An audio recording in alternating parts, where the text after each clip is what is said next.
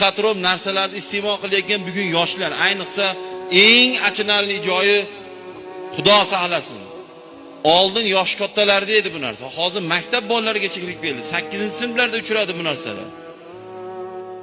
Eng achinadigan, xafa bo'lib ketadigan joyingiz shu yomon narsalarni olib o'tib yashirincha yo'l bilan, yashirincha sotayotgan shu yurtni, shu millatni farzandlari o'shalar. Shu yurtni farzandi shu ishni qilyapti. Qiyomat hali ko'ramiz inshaalloh. Avvalo tavba qilib ko'zi ochilsin, lekin qornim ekan, jig'ildonim ekan, pulim ekan deb turib nima ish bo'lsa qilavermaymiz.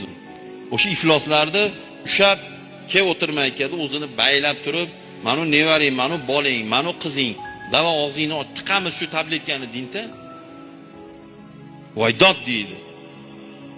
O'ziga ravo ko'rmaydi, bolasiga ravo ko'rmaydi. Lekin zo'r pul qoladi. Zo'r pul olib keladi, sotadi.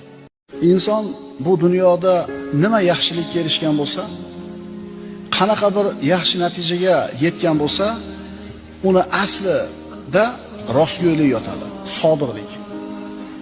Va inson qaysi narsaga intilib, harakat qilib, niyat qilib, orzu qilib kirishib yeta olmagan bo'lsa, yeta olmasligini asli tagida mana shu sodiq emasligi turadi.